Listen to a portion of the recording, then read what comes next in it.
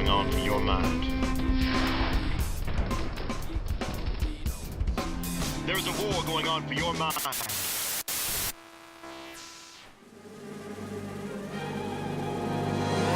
Now, I've said before, and I've repeated this week, the health insurance reform... Healthcare reform. Healthcare? Basic healthcare. Healthcare. Healthcare initiative, healthcare bill. Tell me about your beautiful healthcare. Today, after all the votes have been tallied, health insurance reform becomes law in the United States of America.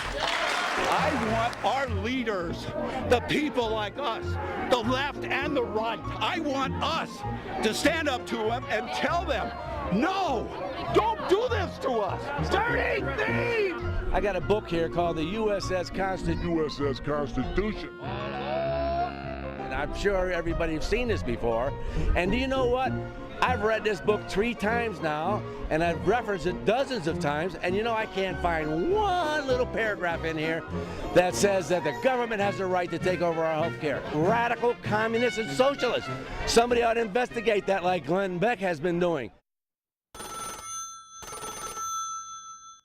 Hi, Kathy, go ahead. That's right, Glenn. I think you better pick your head up and put it back on your shoulders because it's rolling all over the ground right now. Kathy, get off my phone! Get off my phone, you little pinhead! Get off my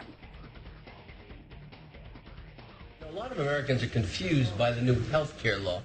I'm a little confused. I'm so confused. I would like to know exactly, what's going on. Healthcare is very complicated. I wonder what's in that bill anyway. Oh, here's a PDF of it. Page 1 of... Holy shit!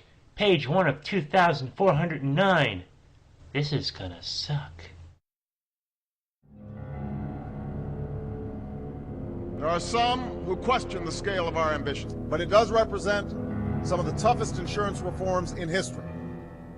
It represents a major step forward toward giving Americans with insurance and those without a sense of security when it comes to their health.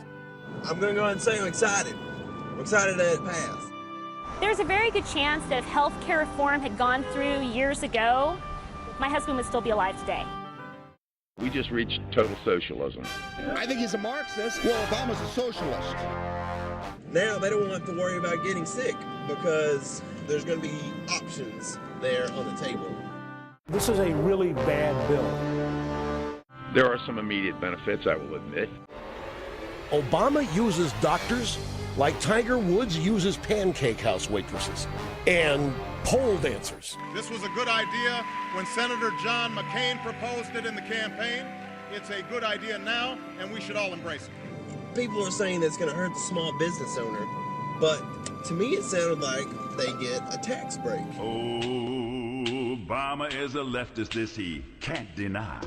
Governed from the center was a great big lie. Karl Marx's manifesto is his playbook, and you and me soon will be on the hook. You're spending $2 trillion in unsecured cash. Soon the dollar will be pure trash. Our bondholders we have to appease. We owe our soul to the red Chinese.